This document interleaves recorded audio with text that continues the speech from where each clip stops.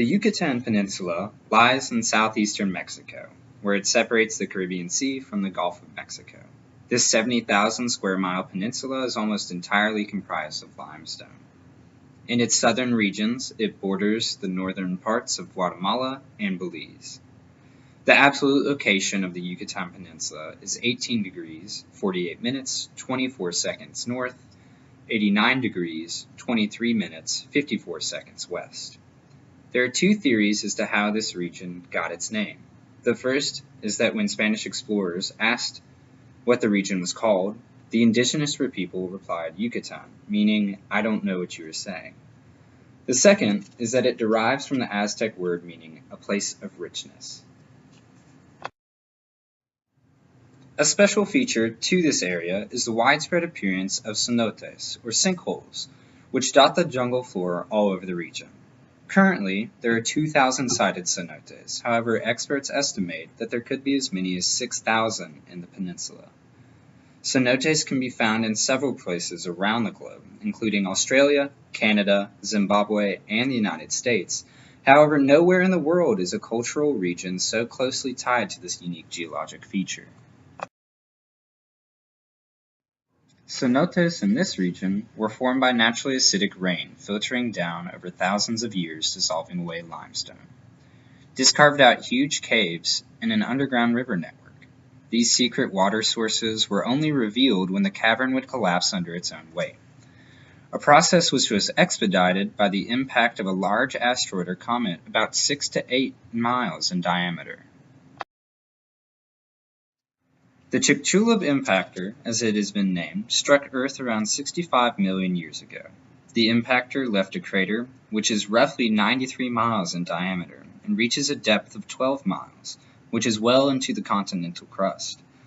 This same impact, which is thought to have caused the Cretaceous-Paleogene extinction event in which 75% of plant and animal species suddenly became extinct, also formed a ring of cenotes, which the Mayan would rely on some 65 million years later for their key source of water.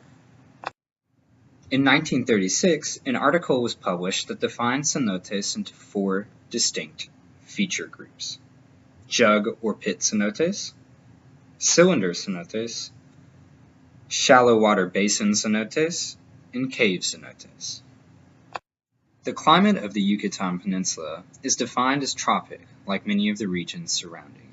The rainy and hurricane season lasts from June to October. The cool season begins in November and ends in February, as the hot season begins in March and lasts till May. Precipitation hovers around 35 to 40 inches per year in the west and 47 to 55 inches in the east. The hydrology of the region is unique, as the north and northeastern parts of the Yucatan Peninsula are largely devoid of surface water, thus leaving the inhabitants to rely on the aquifers, which consist of a mature karst system, and cenotes for their main sources of fresh water.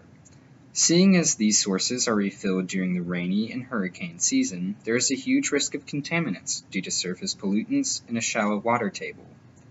Groundwater circulation occurs throughout the primary, secondary, and tertiary porosity. Despite being freshwater sources, most cenotes are also backfilled with deep seawater, which travels inland via subterranean rivers, leading to the bottom of sinkholes. Between fresh and salt water, the flows mix in a curious zone called the halocline. Experiencing the sudden temperature and visual change as you cross this divide is a must for any adventure. Historically, the cenotes were used in several ways by the Maya who inhabited the Yucatan Peninsula. First, they were used as a source of fresh water due to the lack of surface water in the region.